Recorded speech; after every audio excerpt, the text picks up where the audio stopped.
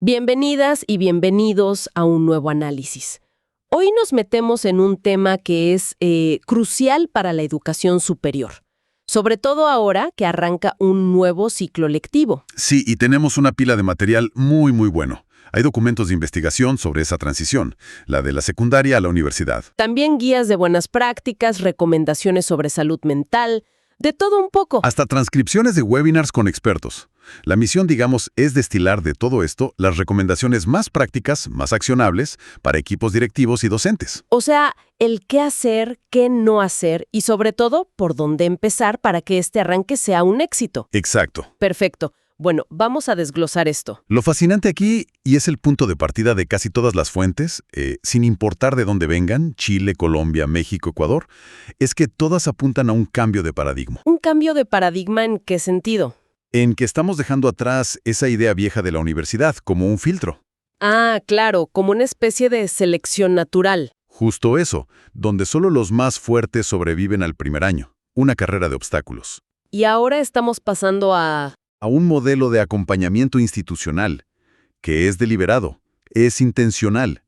El reto ya no es solo que entren, sino que se queden, aprendan y, bueno, que se gradúen. Y para eso, las estrategias tienen que ser integrales desde el día cero. Me parece perfecto. Empecemos entonces por el principio. La experiencia del estudiante que recién llega. Porque no es un paso sencillo. Las fuentes hablan de un quiebre muy fuerte. Es un shock cultural, en muchos casos. Se enfrentan a nuevas formas de exigencia académica que, pues, no conocen. Un webinar de la Universidad de Chile lo describía muy bien. Hablaban del estudiante que siempre tuvo notas excelentes en el colegio y de repente en la U se encuentra con sus primeros rojos, sus primeros 4. Es que imagínate la escena. Un estudiante que fue el mejor de su clase por años, que construyó toda su identidad en torno a eso. Claro, llega a su primera clase de cálculo y en la primera prueba saca un 3/10. El shock no es solo la nota, es existencial. Es la primera vez que se cuestiona si de verdad es bueno para esto. Totalmente. Y eso golpea directamente lo que los expertos llaman el autoconcepto académico. La percepción que tiene de sí mismo como aprendiz. Exacto.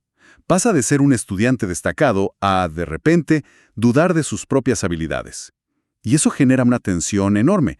Puede ser el inicio del abandono. Y además de las notas, está la presión de aprender a jugar el juego de cada carrera. Algunos lo descifran rápido, pero para otros es una barrera invisible. ¿A qué se refieren con esas reglas? A ver, no hablamos solo de saber los horarios de tutorías.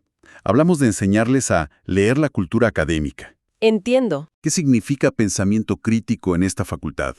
¿Un ensayo de 10 páginas con 20 citas o uno de 3 con una idea brillante? ¿Se valora más participar en clase o el examen final?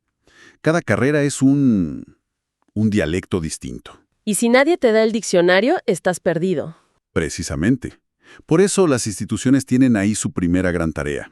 Hacer explícito lo implícito. Y en esto las fuentes son unánimes.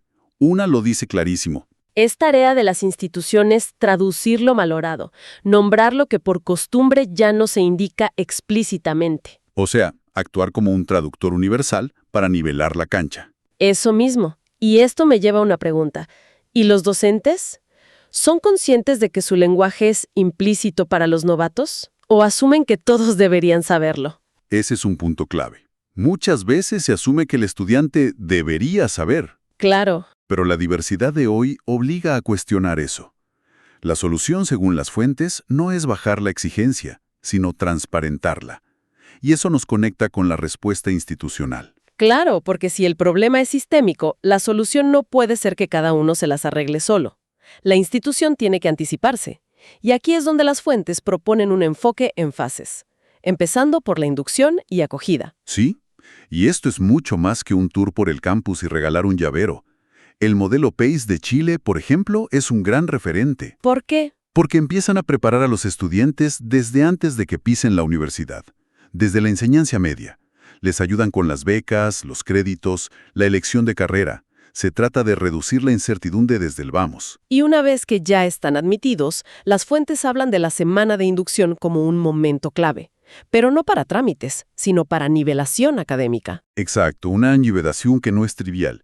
El objetivo, como detalla un proyecto de Ecuador, es compensar la heterogeneidad que traen del bachillerato. Claro, darles las herramientas básicas para que nadie se quede atrás en las primeras semanas. Justamente. Y los objetivos son muy específicos.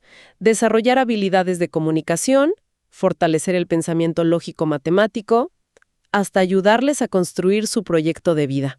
Es sentar las bases. Ok, se les da una bienvenida robusta. Pero el apoyo no puede terminar ahí. Y aquí es donde las fuentes mencionan dos herramientas clave. Los planes de acción tutorial, o PAT, y, mi favorito, los sistemas de alerta temprana, los SAT. El concepto del sistema de alerta temprana es potentísimo. Pensemos en él no como una alarma de incendios que suena cuando el edificio ya está en llamas. Sino como un detector de humo. Me gusta la analogía. No esperas al fracaso para actuar, no. La idea es detectar los primerísimos indicios de dificultad. Y uno de los modelos que revisamos es muy específico en cómo clasifica esas alertas. Espera, entonces no es solo una alerta genérica de estudiante en problemas. ¿Lo desglosa en niveles? ¿Cómo funciona en la práctica? Funciona con distintos niveles de urgencia. Por ejemplo, una alerta A se activa para estudiantes de nuevo ingreso que ya en el diagnóstico inicial muestran alguna necesidad. Es preventiva. Ok. La alerta B salta por riesgo académico, bajo desempeño en las primeras evaluaciones, por ejemplo. La alerta C es cuando un docente refiere a un estudiante porque nota algo en clase. Ajá. Y la alerta D es la más crítica. Se activa para estudiantes que ya tienen un 25% o más de materias reprobadas. Es casi como un triaje de urgencias académicas. La alerta D ya es una situación crítica. Lo crucial debe ser la velocidad de respuesta, ¿no? Porque una cosa es un correo automático y otra que un tutor se siente con ese estudiante en menos de 48 horas. Ahí diste en el clavo. Lo más importante, y en esto insisten todas las guías, es que estas alertas no pueden ser solo un dato. Deben activar automáticamente una ruta de intervención. Que involucre a tutores, a bienestar estudiantil. A todos. La información debe traducirse en acción inmediata y personalizada.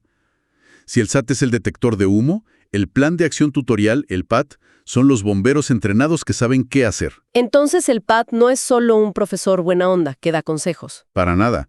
Un PAD efectivo, como lo describen, no son acciones aisladas.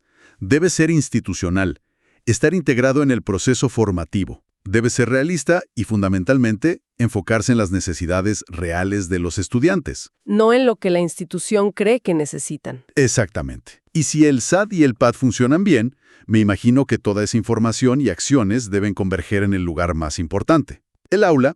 Exacto.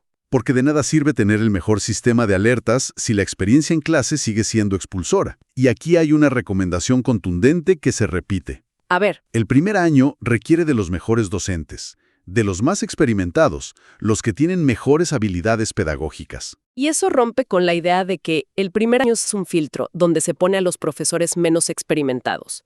Es poner a tus mejores jugadores en el partido más importante, que es el del primer semestre. Precisamente. Y para eso se necesita formación pedagógica específica para la docencia universitaria. Un texto lo dice de una forma muy potente. Los profesores deben ser formados para tomar iniciativas y no hacer únicamente pozos de ciencia. Pozos de ciencia es una imagen muy fuerte. ¿Qué significa eso en el día a día del aula? ¿Cuál es la diferencia? Un pozo de ciencia es el experto que domina su disciplina, pero su método es una transferencia de información.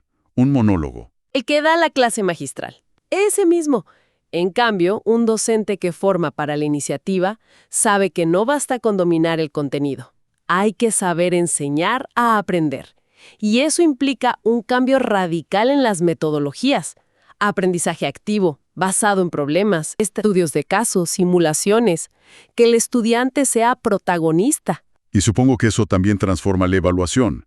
Ya no puede ser solo un examen final que lo decide todo. Por supuesto. La evaluación puede ser la mayor fuente de estrés o la mejor herramienta de aprendizaje. Las fuentes insisten en la importancia de la retroalimentación formativa. Una evaluación que no solo califica, sino que empodera, que le permite entender el error como una fuente de datos para mejorar, no como un fracaso. Suena ideal, pero ¿cómo se logra eso? Bueno, un documento ecuatoriano es muy claro. Los docentes deben compartir y discutir los criterios de evaluación con los estudiantes desde el principio. La evaluación debe ser transparente. Que sepa qué se espera de él o de ella y que favorezca la metacognición, que el estudiante se pregunte, ¿por qué saqué esta nota? ¿Qué puedo hacer diferente la próxima vez? Que la retroalimentación sea un diálogo, no una sentencia. Entiendo. Entonces, cambiamos la enseñanza, la evaluación. Pero ¿qué pasa si el problema es más estructural? Si el propio diseño del plan de estudios es lo que genera el estrés. Ahí encaja perfecto este concepto que mencionan las fuentes chilenas, el currículum saludable. Es un concepto potentísimo, porque cambia el foco. Un consejo asesor en Chile advierte sobre la sobrecarga académica como uno de los estresores más frecuentes e importantes. No es sostenible tener estudiantes crónicamente estresados. ¿Y un currículum no saludable? ¿Cómo se vería? Me imagino semanas con 3 exámenes y 2 entregas al mismo tiempo. Exactamente eso. O asignaturas que declaran 4 créditos, pero en la práctica exigen el trabajo de 8. Por eso, una recomendación concreta es evaluar la carga académica real de los planes de estudio. Que los créditos reflejen el tiempo que de verdad necesita un estudiante. Es una cuestión de honestidad, al final. Y de diseño instruccional responsable. Y también se habla de flexibilizar las mallas curriculares. La rigidez, dicen, aumenta el riesgo de deserción. Claro, si un estudiante tiene problemas o necesita trabajar, un currículo inflexible es un muro. O sigues el ritmo o te vas. Por eso se proponen alternativas como certificaciones intermedias o protocolos de flexibilidad, que el estudiante pueda avanzar a su ritmo, dentro de lo posible, sin que signifique el abandono. Es adaptar la estructura a la diversidad de hoy, no al revés. Y hablando de salud mental, hay un llamado a la acción muy claro. No se trata solo de tener un psicólogo disponible para cuando estalla la crisis. Es que ese es el modelo reactivo del que queremos salir. El nuevo paradigma es preventivo y promocional. Es crear una cultura de bienestar. En esa línea, me llamó mucho la atención una propuesta legislativa que se menciona. Sugiere implementar una semana de receso a mitad de semestre. Sin evaluaciones ni asistencia obligatoria, para que sea un descanso real. Sí, Incluso proponen días de gracia después de esa semana, sin evaluaciones, para que la vuelta no sea otro pico de estrés. Son medidas estructurales que impactan a toda la comunidad y normalizan el descanso. al final, como dice una de las fuentes, se trata de entender que las instituciones de educación superior son educativas, no sanitarias. La meta no es convertirse en un hospital. Exacto. El objetivo es diseñar una experiencia formativa integral que promueva el bienestar, no solo que atienda los problemas cuando ya surgieron. Entonces, si tratamos de juntar todas las piezas para quienes nos escuchan, para esos equipos directivos, el mensaje parece ser que no hay una bala de plata. Para nada. Al final, si miras todo junto, el mensaje es abandonar las soluciones parche. No se trata de contratar más psicólogos para la crisis, sino de diseñar una experiencia que no la genere en primer lugar. Es un cambio de la contención a la prevención. Es ser intencionales y sistémicos. Es pasar de ser bomberos a ser arquitectos. Arquitectos de un sistema donde la tutoría, la buena docencia y un currículo flexible no son extras, sino los cimientos de la estructura. Esa es la idea. El éxito no depende de una acción heroica aislada, sino de la sincronización de múltiples sistemas de apoyo que funcionan en conjunto. Así es. Y esto nos deja con una reflexión final para quienes nos escuchan. En un mundo donde la salud mental es prioritaria, ¿cómo pueden las instituciones medir el retorno de la inversión, no solo en métricas de graduación, sino en el bienestar a largo plazo de sus egresados? Buena pregunta. ¿Qué pasaría si el éxito de una universidad se midiera también por su capacidad de formar profesionales resilientes y equilibrados? Gracias a todas y todos por acompañarnos en este análisis. Agradecemos enormemente su apoyo permanente que hace posible este espacio. Sí, muchas gracias. Les invitamos a suscribirse y dejarnos sus comentarios tanto en Spotify como en YouTube. Sus opiniones son muy valiosas para nosotros. Y un saludo muy especial a la comunidad que nos escucha desde Guatemala y Costa Rica. Gracias por sumarse. Un abrazo grande. Nos encontramos en la próxima exploración.